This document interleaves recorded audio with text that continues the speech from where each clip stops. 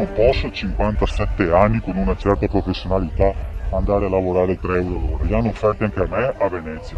Diventa umiliante, diventa, ti ricattano se vuoi è così, se no quella è la porta. Tu vai all'ufficio del lavoro e ti dicono lei ha mai provato a cercare, devo aver lasciato una cosa come 60-70 curriculum. Durante il Covid qualcuno si è fatto un attimino più furbo e invece di farti lavorare, chiamiamo in nero, ti fanno i contratti chiamata.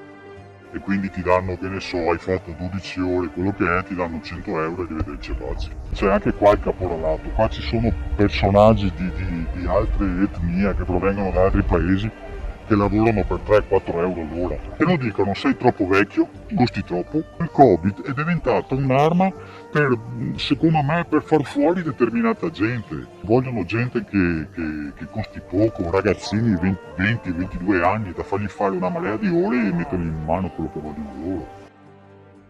Non capisci, un albergo che prima aveva 16-17 persone per farlo veleggiare, adesso mi dicono che ne hanno 6, 5, 7 a secondo del fabbisogno. Cioè tu capisci che c'è qualcosa che non va.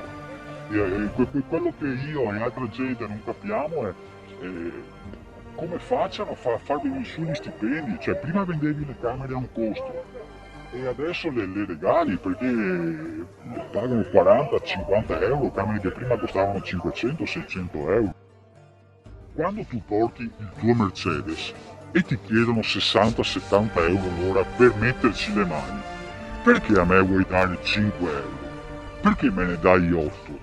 Perché me ne dai a quello mi dici una cifra, dopo quando vado via mi dici questi sono, ma eravamo d'accordo o questi o niente. Posso fare l'esempio di una persona che conosco che aveva trovato a Jesolo, gli hanno offerto di fare 7 giorni su 7 il portiere di notte e gli offrivano poco più di 1300 euro al mese e senza la possibilità di dormire, cioè finito il turno tu dovevi prendere e venire via.